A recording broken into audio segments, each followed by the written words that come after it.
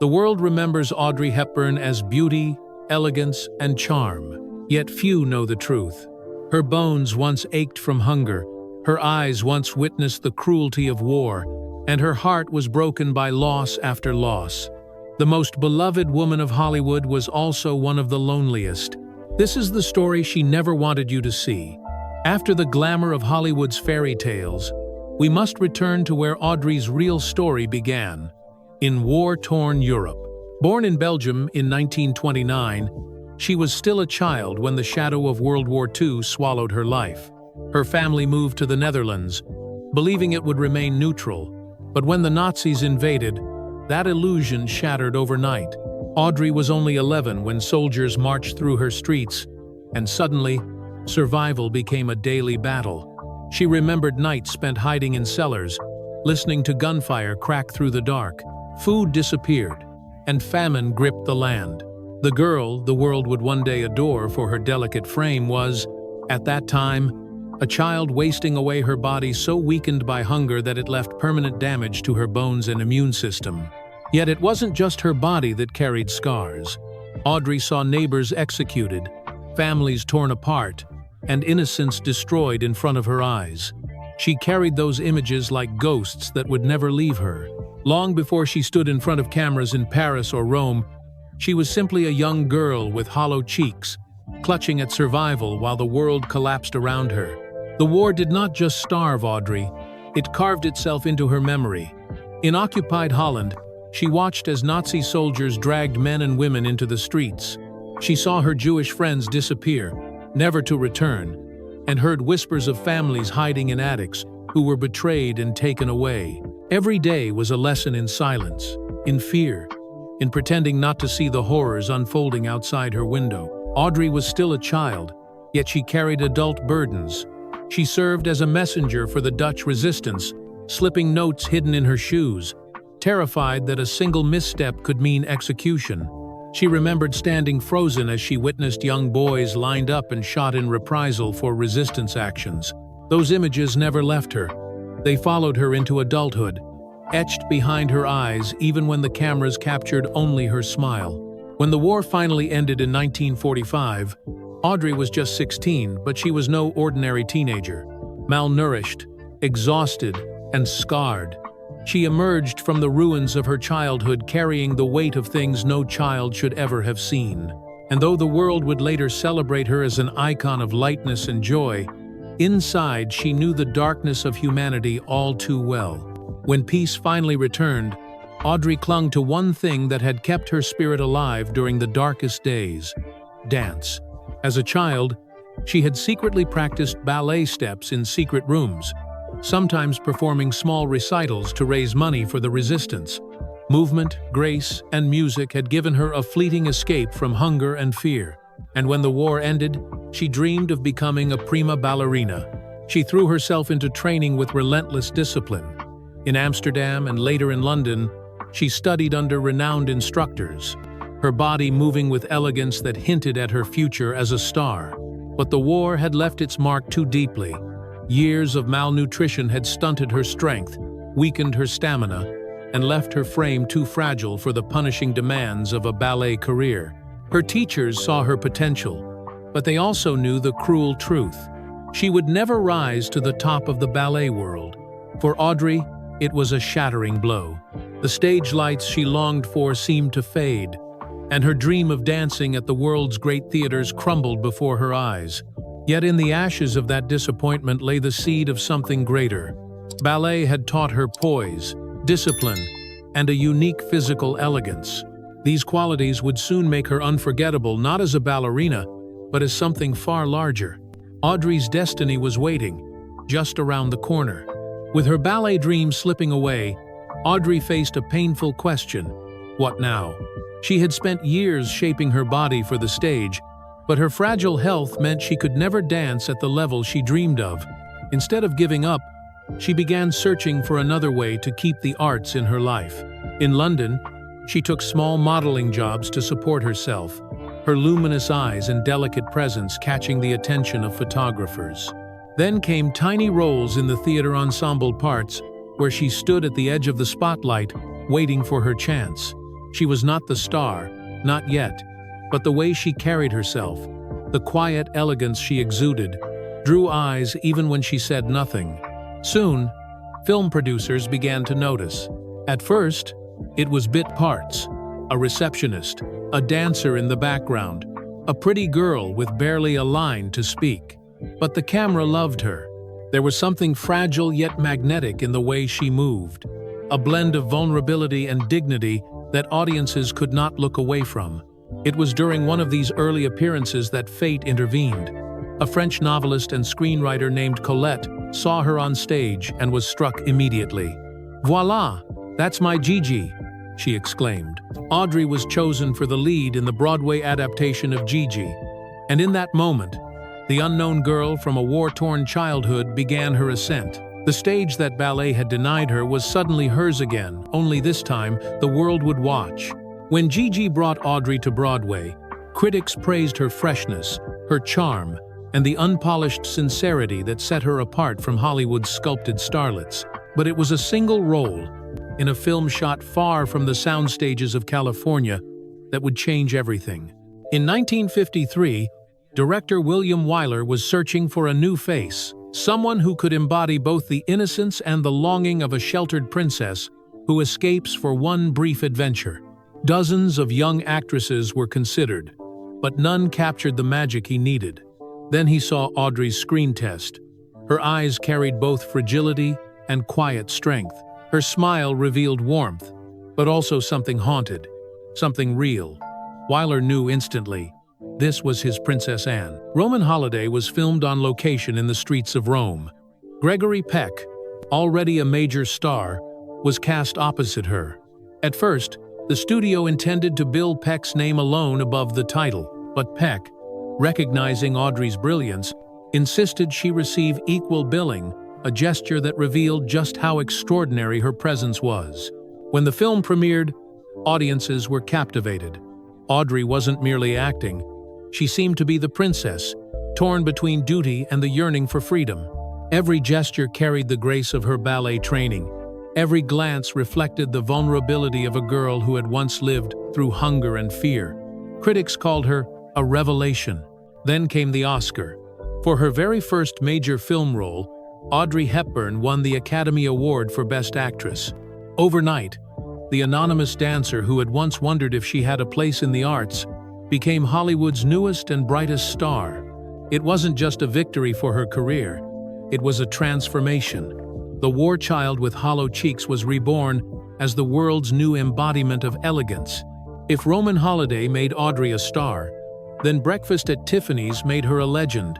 Released in 1961, the film introduced the world to Holly Golightly, a character that, on paper, seemed like a dangerous gamble. In Truman Capote's novella, Holly was far more provocative, a high society escort whose charm masked loneliness. Hollywood softened the edges, but even then, many doubted whether Audrey, with her delicate presence and shy nature, could embody such a worldly role. What she delivered was nothing short of alchemy. Dressed in the now immortal black Givenchy dress, pearls glistening at her throat, and a cigarette holder poised elegantly between her fingers, Audrey redefined cinematic glamour.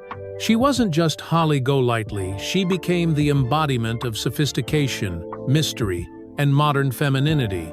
The opening scene alone, Audrey stepping out of a cab at dawn, coffee in hand, gazing wistfully into the Tiffany's window, cemented itself as one of the most iconic images in film history. But beyond the fashion and glamour was something deeper. Audrey brought a vulnerability to Holly that no one else could have. Behind the playful charm, her eyes betrayed a fragility, a yearning for love and safety. Audiences weren't just dazzled by her style, they were moved by her humanity. It was this balance, the collision of elegance and ache, that made Holly unforgettable and Audrey eternal. The film not only solidified her as a global icon, but also reshaped fashion itself. Little black dresses, oversized sunglasses, chic updos. Audrey's Holly became a template copied for generations. Yet, what the world adored as effortless beauty was, for her, simply a role. Beneath the pearls and smiles, Audrey knew that glamour was fleeting, while the scars from her past were permanent. If cinema gave Audrey her stage, then fashion gave her immortality.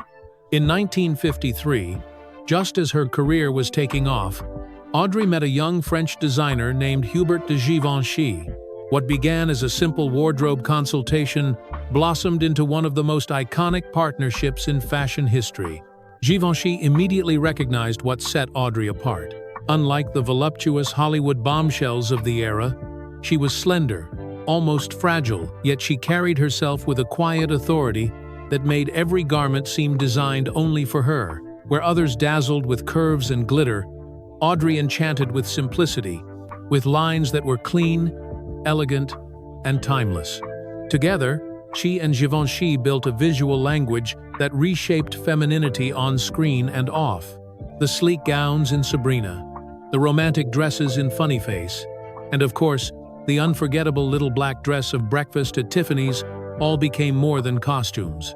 They were statements, symbols of an elegance that felt both modern and eternal. But Audrey's fashion wasn't just surface beauty. It was armor. Every perfectly tailored dress, every pair of oversized sunglasses, every delicate scarf gave her a way to control how the world saw her. To millions, she was grace incarnate. To herself, those clothes were a shield covering the insecurities of a girl who had once known only hunger and fear.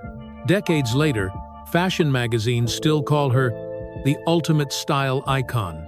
But her true gift wasn't just wearing clothes.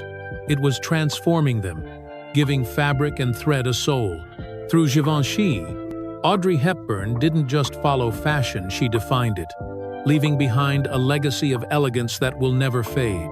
By the early 1962, Audrey Hepburn was more than a star, she was an institution.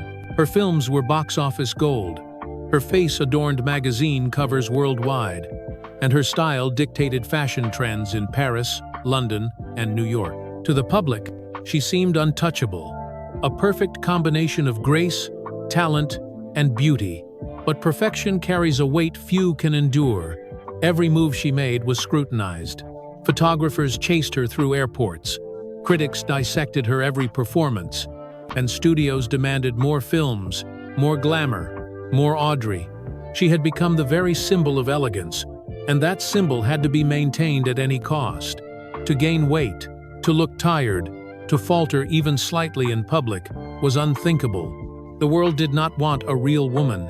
It wanted the goddess they had created. Behind the scenes, Audrey struggled with crippling insecurity. She never saw herself as the beauty the world worshipped. To her, she was still the awkward, too thin girl who had suffered through war. The more she was praised for perfection, the more she felt like an imposter wearing a mask. Friends later recalled how she constantly worried about her looks, her talent, her worth. And then there was the loneliness of fame. The spotlight that illuminated her also isolated her. Relationships strained under the pressure of her schedule, her image, her relentless travel. Even in crowded rooms, she often felt detached, as though she were performing a role not just on screen but in her life. Fame had given her everything: fortune, recognition, immortality.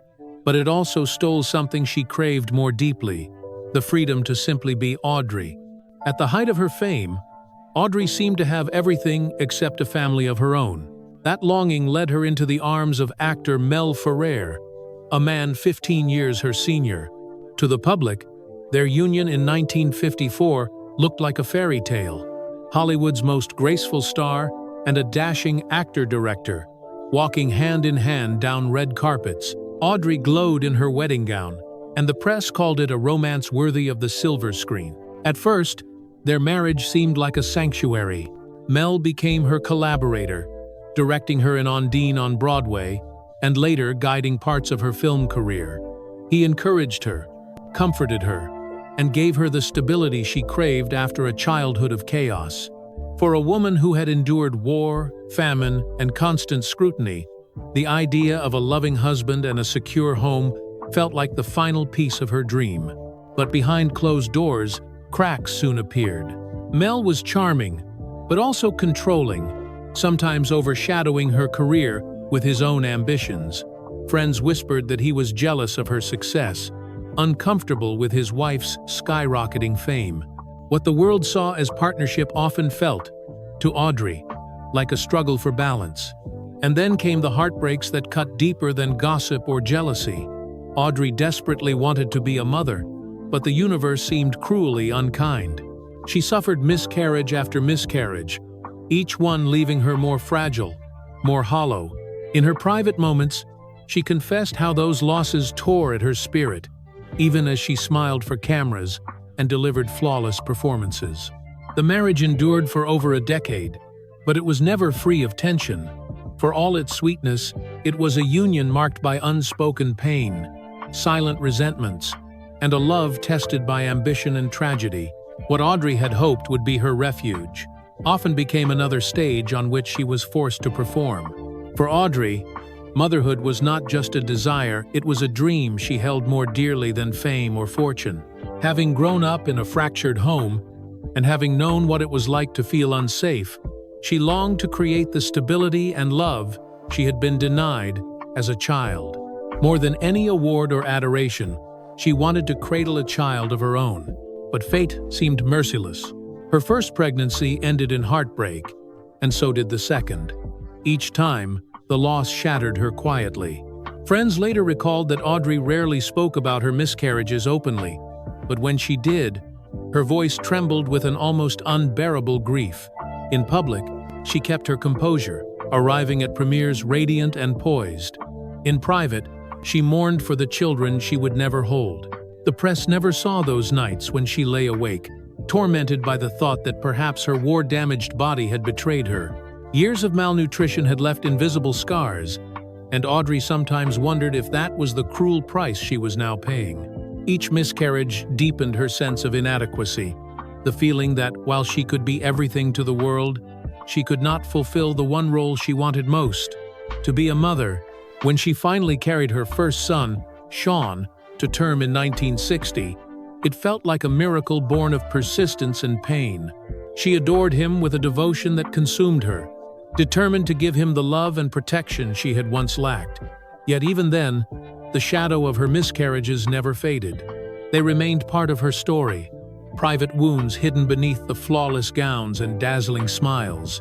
To millions, Audrey Hepburn was the epitome of perfection. To herself, she was a woman who had endured loss after loss, clinging to motherhood as both her salvation and her most fragile hope. Audrey Hepburn lived in a world most could only dream of lavish premieres, adoring fans, the glow of cameras capturing her every move.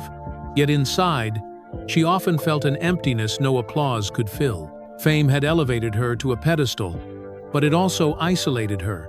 Friends recalled that even in crowded rooms, surrounded by admirers, Audrey's eyes sometimes carried a faraway look, as though she were somewhere else entirely. Part of that loneliness stemmed from her nature. Sensitive, gentle, and deeply private, Audrey was never comfortable with the constant attention that fame demanded. The endless interviews, the flashing bulbs, the pressure to remain flawless, it all felt like a performance she couldn't escape. When the lights dimmed and the crowds dispersed, she would retreat into silence, searching for the quiet she craved.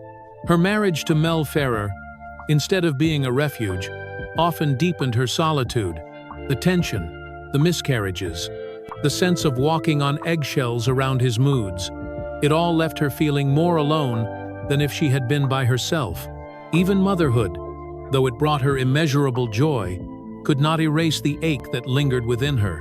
In moments of honesty, she admitted that she felt like she was living two lives.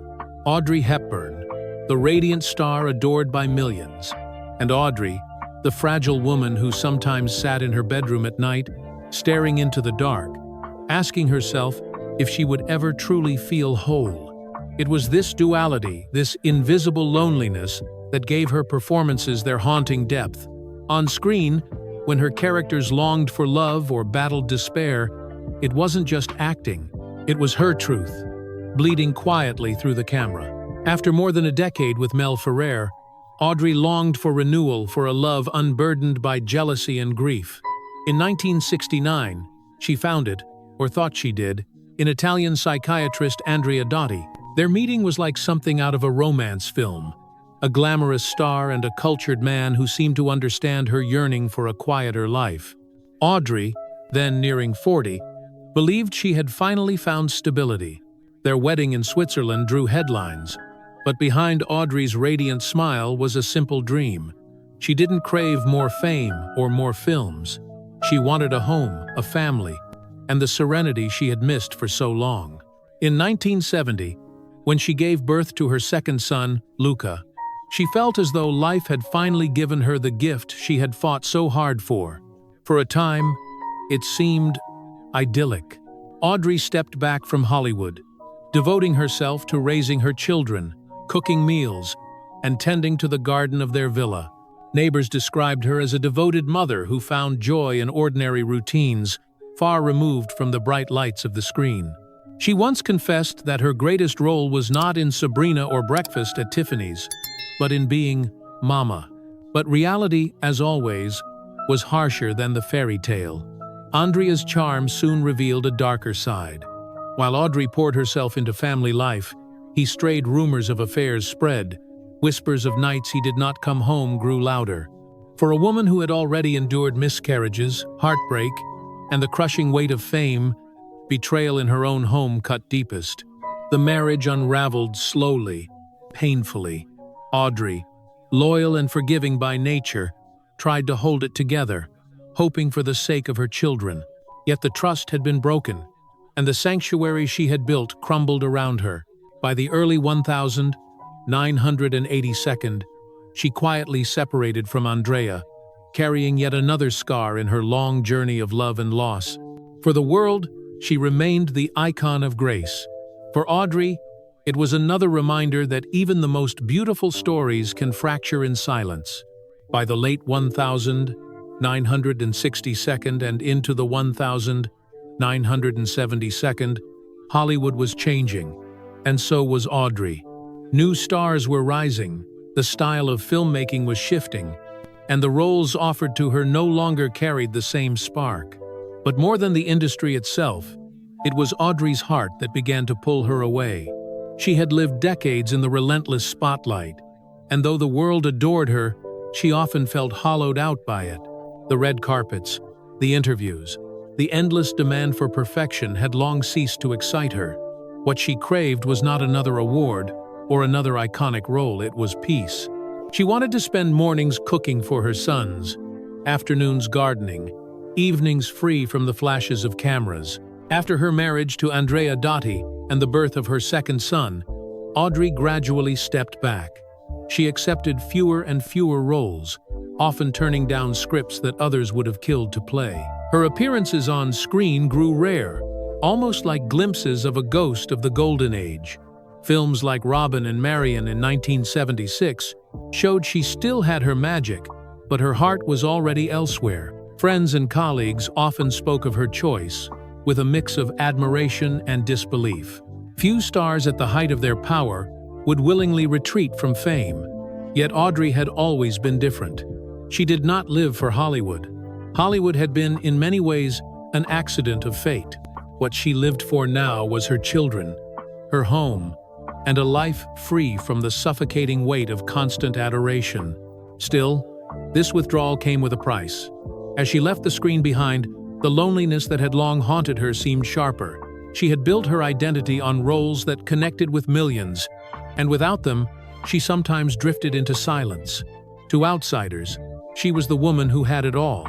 In truth, she was a soul still searching for balance, caught between the memory of who she had been and the quiet life she was trying to create. Audrey Hepburn had conquered Hollywood. Now she walked away from it, choosing obscurity over applause, solitude over spectacle. In the final years of her life, Audrey Hepburn faced a foe more relentless than the paparazzi or the pressure of fame: illness. In 1992, after months of vague pain in her abdomen, she received the devastating diagnosis, rare abdominal cancer. For a woman who had endured war, miscarriages, heartbreak, and betrayal, this was yet another cruel trial, but one that her fragile body could no longer escape. At first, she fought quietly, seeking treatment in Switzerland and undergoing surgery in Los Angeles. Doctors tried what they could, but the disease was aggressive, spreading faster than even her indomitable spirit could contain. Those close to her described how she bore the pain with a grace that seemed almost otherworldly.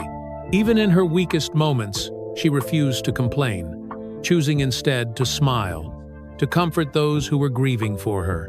What made her final battle most tragic was the timing. Just as Audrey had found fulfillment outside of Hollywood devoting herself to her children, her garden, and her humanitarian work with UNICEF, her life was slipping away. She had stepped off the stage to embrace simplicity, only to be handed a countdown she could not control. Yet even as her body weakened, her heart grew stronger. She spent her last Christmas at her beloved home in Switzerland, surrounded by family, the snow falling softly outside. Neighbors recalled how she still decorated the tree, still laughed gently, still carried herself with the same elegance that had defined her entire life. She seemed determined that her final months would not be about despair, but about love, dignity, and presence. When Audrey passed away in January 1993, she was only 63.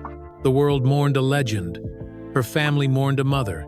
And though the cameras had long since stopped rolling, the grace with which she faced her final days became perhaps her greatest performance, not one of pretense, but of courage. As her illness advanced, those closest to Audrey marveled at one thing above all: her unshakable grace. Cancer had taken its toll on her body. She grew frailer, her frame more delicate than ever, but it never dimmed the radiance of her spirit. Visitors often expected to find her broken or bitter. Instead, they were greeted by the same warm smile, the same soft voice, the same Audrey, who made everyone feel as though they were the most important person in the room. She wore her fragility like a veil, not a burden.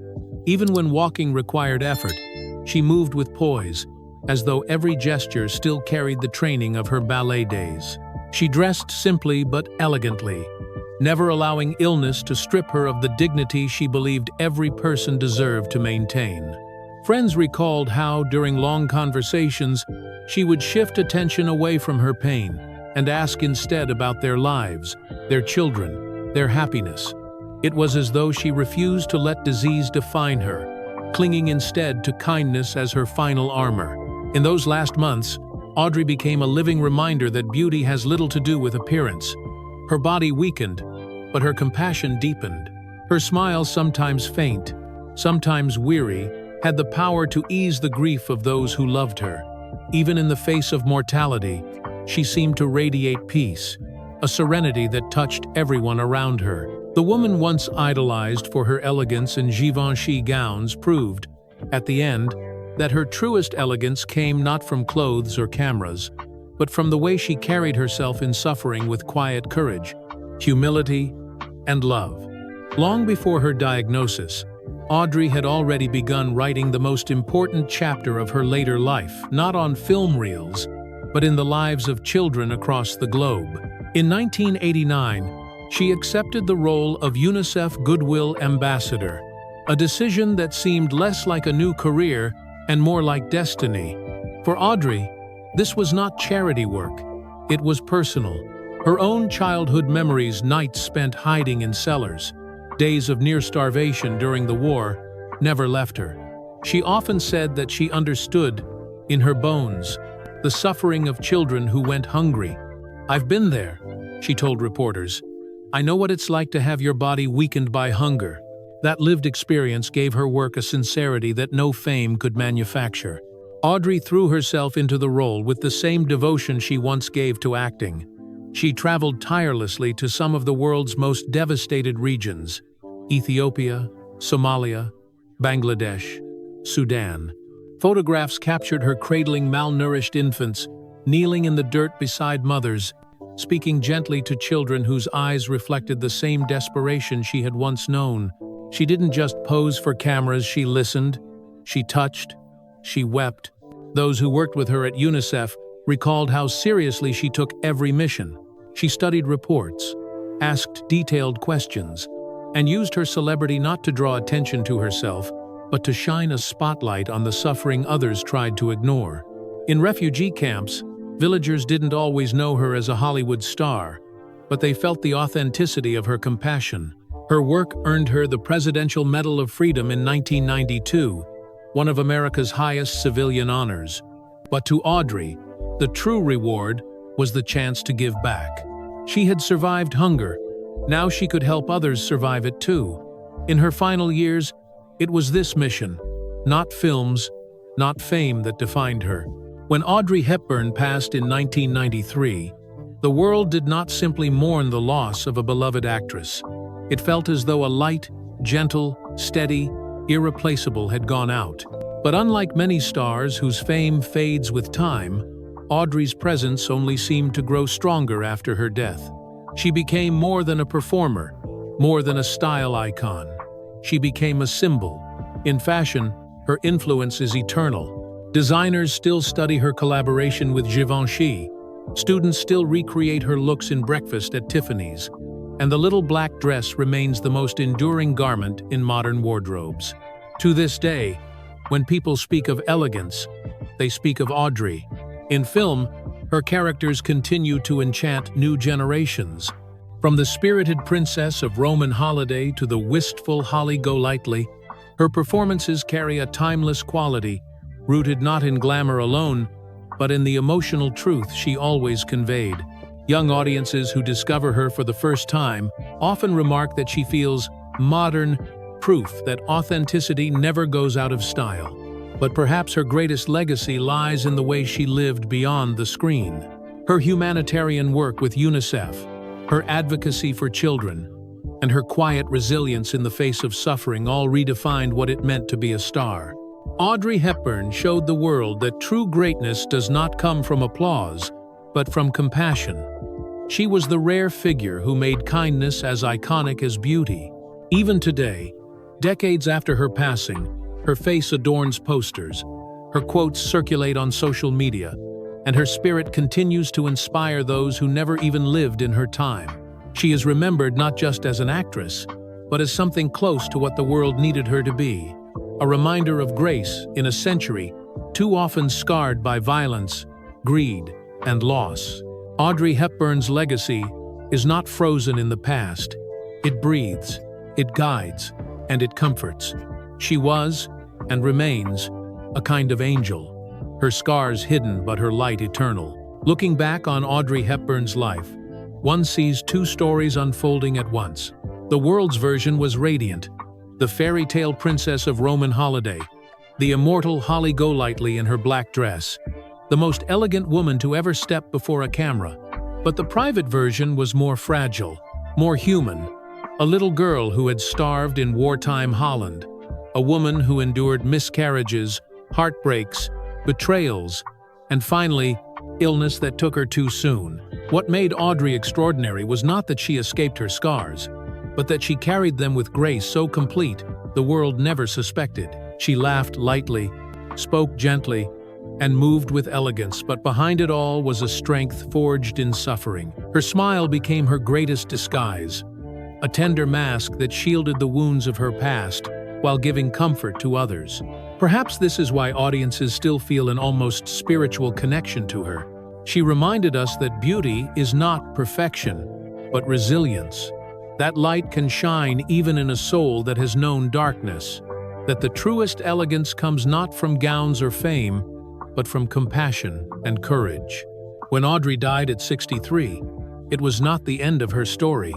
It was the beginning of her legend. Each generation discovers her anew, not just as an actress, but as a symbol of what it means to endure, to love, and to give. She was the woman who seemed untouched by time, yet who bore the marks of history on her heart.